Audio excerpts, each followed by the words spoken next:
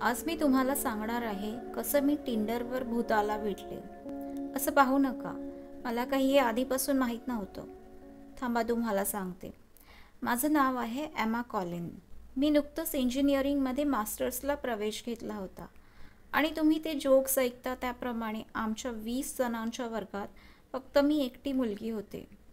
तुम्हाला वाटत असेल की त्यामुळे माझ्यासाठी डेटिंग किती सोपं होतं, पण मला तिथल्या मुलांमध्ये काही रस नव्हता. पण म्हणून मी काही फक्त अभ्यास करत राहणारी मुलगी नव्हती. मी टिंडरवर डेटिंग करायचं ठरवलं. मला तिथे फ्लर्ट करायचं होतं, थोडी मजा मस्ती, आणि लोक जेव्हा माझ्या सौंदर्याने घायाळ होतील तेव्हा त्यांना नकार देऊन मजा घ्यायची होती. काल रात्री एका क्यूट दिसणाऱ्या मुलाला स्वाईप केलं. माझ्याच युनिव्हर्सिटीमधून शिकला होता म्हणाला. आमचं लगेचच छान कनेक्शन जमलं आणि त्याने मला ड्रिंक्ससाठी भेटशील का विचारलं. पब तसा जवळच होता. मी सहज म्हणूनच जायचं ठरवलं. डेट वाईट झाली असती तरी निदान फ्री ड्रिंकसाठी जायला काही हरकत नव्हती. त्याने मला मेसेज केला होता की त्याला उशीर होईल, पण मी जेव्हा तिथे पोचले तेव्हा तो आधीच येऊन बसलेला होता. नशीब डी पीमध्ये पाहिला होता तोच चेहरा होता. आणि एवढंच नाही तर त्याने कपडे पण तेच घातले होते. त्याने कदाचित आजच अकाउंट सेट केलेलं असेल किंवा मुद्दामहून मी ओळखावं म्हणून त्याने तेच कपडे घातले असावेत. तो इतका चार्मिंग होता. आमच्या खूप गप्पा झाल्या. आमच्या मूव्ही आणि शोजच्या आवडी जुळत होत्या. राजकारणाबद्दल आमची मतं अगदी सारखी होती.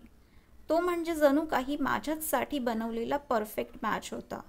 एका ड्रिंकचे 4 ड्रिंक्स झाले आणि त्याने मला त्याच्या घरी बोलावलं की मी स्वतःच त्याच्या कारमध्ये बसले, मला आठवत नाही.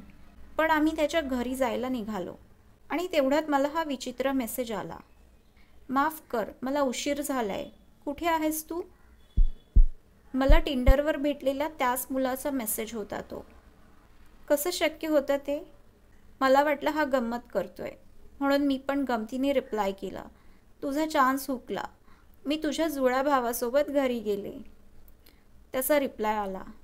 तू खूप फनी आहेस. मला सांग, अजूनही पबमध्ये आहेस का? मी क्षणभरासाठी कारमध्ये नजर टाकली. काळोख दिसत होता. मगाशी एवढा नव्हता. माझ्यासोबत बसलेला माणूस मी फोटोमध्ये पाहिलेलाच होता. त्याने माझ्याकडे बघून स्माईल केलं. मी तेव्हाच त्याला विचारायला हवं होतं किंवा कारमधून बाहेर पडून पळून जायला हवं होतं, पण मी यातलं काहीच नाही केलं.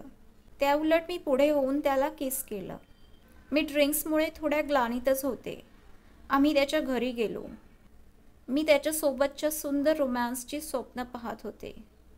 तेवढ्यात त्याने मला भिंतीकडे ढकललं आणि हातकडीने माझे हात बांधले. त्याची आवड थोडी वेगळी होती तर, पण ठीक होतं. तेवढ्यात त्याने माझ्या तोंडात कपड्याचा बोळा कोंबला. हे मात्र खूपच झालं होतं. मी सुटण्याचा प्रयत्न केला, पण त्याने मला जमिनीवर ढकललं. तिथे जवळच बेसमेंटमध्ये जाणारा एक दरवाजा होता. त्याने क्षणभरासाठी मला सोडलं आणि तो दरवाजा उघडायला लागला. माझं त्याच्या चेहऱ्याकडे लक्ष गेलं. हा तो मगाशी मला भेटलेला मुलगा नव्हता. याचे डोळे खोल गेले होते. चेहरा सुकला होता. मी घाबरून ओरडण्याचा प्रयत्न केला, पण नाही जमलं. मी लाथ मारण्याचा प्रयत्न केला तर त्याने मला त्या दरवाजातून खाली फेकलं. मी पायऱ्यांवरून घरंगळत खालच्या जमिनीवर आदळली. माझी हाडं अक्षरशः खिळखिळी झाली आणि थोडं रक्त तोंडात जमा झाल्यासारखं वाटलं. लाईट्स बंद झाले. तो मला तिथेच टाकून जाणार होता की काय? पण नाही, तो पण खाली उतरायला लागला. तेवढ्यात मला एक कुजबुजणारा आवाज आला. मेल्याचं नाटक कर, काही बोलू नकोस. वाव, मी किडनॅप झाले होते हे जास्त भयानक होतं की तिथे अजून कोणी होतं हे. आता माझा आजूबाजूला पण लक्ष गेलं. तिथे एक मध्यमवयीन स्त्री होती. तिच्या चेहऱ्यावर खूप जखम झाली होती. रक्त दिसत होतं आणि एक डोळा तर जवळजवळ बाहेर आला होता.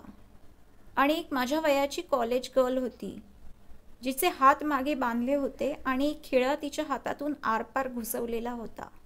आणि एक साधारण 12 वर्षांचा लहान मुलगा पण तिथे बसलेला होता. ती बाई म्हणाली, काही आवाज करू नकोस, त्याला काहीही उत्तर देऊ नकोस. मी मान हलवली आणि निश्चित पडून राहिले. मला जाणवत होतं तो माझ्या जवळ येत होता. तो खाली वाकला आणि म्हणाला, तुझ्या हृदयाचे ठोके स्पष्ट ऐकू शकतो मी. मी ते क्राईम शोज आठवू लागले, ज्यात विक्षिप्त लोक गुन्हे करत असतात. तेव्हा त्यांचे बळी सुटण्यासाठी काय करतात? ते सुटतात तरी का? तो माझा किडनॅपर म्हणाला, माझ्याकडे बघ. त्याचा आवाज अजून जास्त खोल जाणवत होता. त्याचा चेहरा अजूनही डेटवर भेटलेल्या मुलाचाच होता, पण खूप काही वेगळं दिसत होतं. जणू काही त्या फोटोतला मुलगा 50 वर्षाचा झाल्यावर दिसेल तसा. त्याने माझ्या तोंडातला कपडा काढला. मी म्हटलं, तू असं का करत आहेस? मी काहीच करत नाही आहे. तू स्वतः माझ्यासोबत आली आहेस. मी म्हटलं, तू त्या लोकांसोबत काहीतरी केलं आहेस. मी काहीच केलं नाही आहे. ते त्यांनी स्वतःच केलं आहे. मी सिद्ध करतो. तू जा आता. तू मोकळी आहेस. खरंच माझा विश्वास बसेना. आणि ती लोक, ते पण जाऊ शकतात का? नाही, ते नाही. फक्त तू जाऊ शकतेस. त्याने स्माईल केलं. मला इथून बाहेर पडून सगळ्यात आधी तर टिंडरला 1 स्टार द्यायची इच्छा होती. का मीच का? माझ्यात काय स्पेशल आहे? तो म्हणाला, आपण मॅच झालो कारण आपण सारखे आहोत.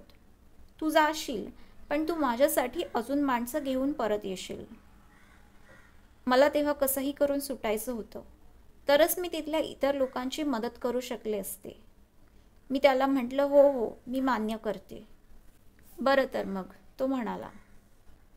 मी धावत वर आले आणि त्याच्या घराबाहेर पडले. मला काय करायला हवं होतं? मी कोणी ॲक्शन मूव्ही स्टार नव्हते आणि मी गन दाखवून लोकांना वाचवूही शकणार नव्हते. मी सामान्य माणसाप्रमाणे पोलीस स्टेशनकडे धाव घेतली. याआधी आयुष्यात मला कधीही तशी गरज पडली नव्हती. लेट नाईट ड्युटीवर पोलीस अधिकारी बाई बसल्या होत्या. त्या एका मुलाशी बोलत होत्या. मला पाहून त्यांनी विचारलं, बोला. मला तुमची मदत हवी आहे. मी आज किडनॅप झाले होते. मी तळमळीने बोलली. तो लहान मुलगा म्हणाला, तुम्ही बोला त्यांच्याशी, मी थांबतो. नीटपणे सांगा काय झालंय. मॅडम, आज मी डेटवर गेले होते. नंतर मी त्या मुलासोबत त्याच्या घरी गेले. अच्छा, तर तुम्ही तुमच्या मर्जीने त्याच्यासोबत गेलात? हो, पण त्याने मला बेसमेंटमध्ये ढकललं. मी शब्दांची जुळवाजुळव करत होती. कसं सांगावं कळेना. माझ्या लक्षात आलं की माझ्या अंगावरच्या जखमा गायब झाल्या होत्या. माझे कपडे पूर्ण व्यवस्थित होते. हे कसं शक्य आहे? तर तुम्ही तिथून बाहेर कशा पडलात? त्याने मला जाऊ दिलं. अच्छा, तर तुम्ही एका मुलासोबत त्याच्या घरी गेलात आणि नंतर तिथून बाहेर आलात. यात त्याची काय चूक आहे? नाही नाही, तुम्हाला समजत नाही आहे. तिथे अजून पण 3 लोक आहेत. त्यांना तो टॉर्चर करतोय. हां, आता त्या बाई जरा लक्ष देऊन ऐकू लागल्या. मी सांगू लागले. तिथे एक मध्यमवयीन बाई होत्या, एक कॉलेज गोईंग मुलगी आणि एक छोटा मुलगा होता. कशा प्रकारचा टॉर्चर? खूप भयंकर. त्या बाईंचे डोळे बाहेर आले होते. त्या मुलीच्या हातातून खिळा आरपार गेला होता. त्या मुलाकडे नीट पाहता नाही आलं मला. काय वय असेल त्याचं? तो तिथे बसला आहे त्याच वयाचा असेल का? मी मागे पाहिलं आणि माझ्या छातीत धस्स झालं. हा तोच मुलगा होता ज्याला मी थोड्या वेळापूर्वी बेसमेंटमध्ये पाहिलं होतं. मी त्याच्याकडे पाहतच राहिले. माझ्यासोबत ये, तो मुलगा मला म्हणाला. जरा बोलायचंय. मी काय करणार होते? मला या मूर्ख खेळाचा कंटाळा आला होता. ज्यांच्या किडनॅपिंगची कंप्लेंट करायला आले होते त्यातला एक माझ्या समोरच होता. मला चीड आली. मला या सगळ्याचा छडा लावायचा होता. मी त्याच्या मागून गेली. तो मुलगा मधून मधून मागे वळून पाहत होता मी येते आहे की नाही याकडे. नंतर तो धावू लागला. मी पण त्याच्या मागे मागे धावू लागली. खूप वेळ धावत होता. आता तर असं वाटू लागलं जणू काही मीच त्याला किडनॅप करू पाहत आहे. तो जीवाच्या आकांताने धावत होता. शेवटी मी त्याला पकडलंच. मला जाऊ दे, सोड मला, तो ओरडायला लागला. अरे वेडा आहेस का? तूच तर मला मागे यायला सांगितलंस. नाही, तू सोड मला. तू पळून तर नाही ना जाणार? मी कसा जाईन? दरवाजा तर बंद आहे. दरवाजा? कसला दरवाजा? माझ्या लक्षात आलं मी पुन्हा त्या बेसमेंटमध्ये होती. मला सांग, तू बाहेर कसा पडलास? मी तर घरी जात होतो. मी इथे कधीच आलो नाही आहे. निर्दयी मुली, सोड त्याला. बाईचा आवाज आला. मी पाहिलं ही तीच मगासची बाई होती आणि तो माझा किडनॅपर पण इथेच होता. फक्त ती कॉलेजची मुलगी नव्हती. ती बाई म्हणायला लागली, का आणलास तू या बिचाऱ्या मुलाला इथे? आम्ही आहोत ते काय कमी आहे? अहो, मी नाही आणला आहे. तो तर आधीपासूनच इथे होता. माझा किडनॅपर म्हणाला, मला माहीत होतं तू इथे परत येणार. तो मुलगा खरंच आधी इथे नव्हता. मी तुला फक्त तुझं भविष्य दाखवलं होतं. पण ती दुसरी मुलगी? मला पुढे बोलताच नाही आलं. त्याने मला जमिनीवर पाडलं आणि माझा चेहरा जमिनीवर घट्ट दाबून धरला. गुडघे माझ्या पाठीवर दाबले आणि माझे दोन्ही हात मागे गच्च धरले. मी ओरडत होते. मला जाणवत होतं त्याने खिळा माझ्या हातातून आरपार घुसवला होता. बेशुद्ध पडता पडता काय होतंय याची लिंक मला लागत होती. त्यानंतर मी 3 वेळा तिथून निसटण्याचा प्रयत्न केला. पहिल्या वेळी मी 1 तासासाठी सुटले. मी हात दाखवून एका कारमध्ये बसले. खूप पुढे गेल्यावर पाहिलं त्याने मास्क घातला होता. त्याने मास्क काढला तेव्हा दिसलं की हा माझा किडनॅपरच होता. दुसऱ्या वेळी तो झोपला होता आणि दरवाजा उघडा होता. ते खूपच सोपं नव्हतं का दिसत? तर मी तिथून हॉस्पिटलमध्ये गेली माझ्या हातात घुसलेला खिळा काढण्यासाठी. ऑपरेशन दरम्यान मी जे झोपले ती मी उठले तेव्हा बेसमेंटमध्ये होते.